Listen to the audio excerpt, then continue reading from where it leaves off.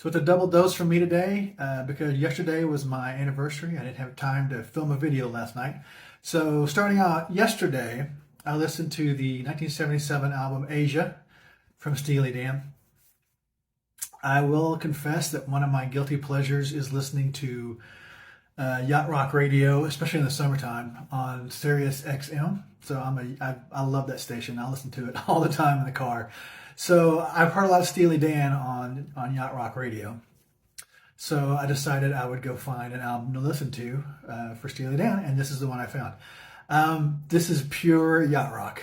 I've heard several of these songs on the radio on Sirius XM.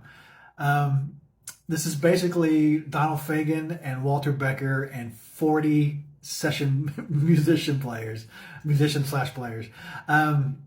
It's, there's nothing really to say about it because it is just pure yacht rock, which I love. It's the kind of stuff you can put on and listen to in the background of whatever you're doing. You go fixing dinner or working. I play yacht rock during the day while I'm in here working. So I love especially with Steely Dan, they incorporate a lot of jazz fusion into their sound.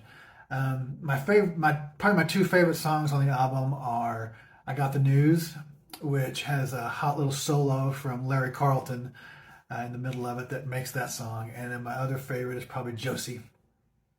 So if you like yacht rock, but if you've never heard this album, go check it out. It's well worth a listen. If you have no idea what yacht rock is, give this album a listen and you will know after that. And give me your thoughts, whether this is a favorite of yours or you can't stand Steely Dan. Either way, give me some thoughts on it. Today, we listened to the 1978 album Heaven Tonight from Cheap Trick. I had not heard anything from Cheap Trick other than the singles that they had on the radio, especially in the 80s when they had The Flame and their version of Don't Be Cruel. But other than that, I didn't really have any background with them. I love this album. This is a great album from start to finish. The first track is Surrender, and that is just like this summertime anthem that just catches you from the opening chord and doesn't let go. I feel like in that time, in those years of late 70s, early 80s, I think Cheap Trick would have been a really fun concert to go to. They seem like they have a lot of fun.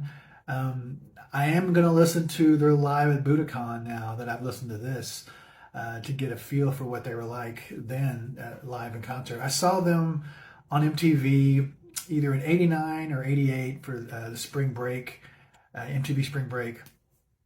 And they were kind of boring on stage. I mean, I liked listening to them, and I watched it, of course, but they were kind of boring. So that's a contrast into what I think this Cheap Trick, late 70s, maybe early 80s would be like in concert. So I would like to hear that and see that. I don't know if you were of concert going age at that time and you saw them in concert, let me know how they were, because it sounds like they would be a blast to go see live. But on this album, my favorites, besides the opening track of Surrender, are High Roller and Radio on the Radio. Is it called On the Radio? I can't remember.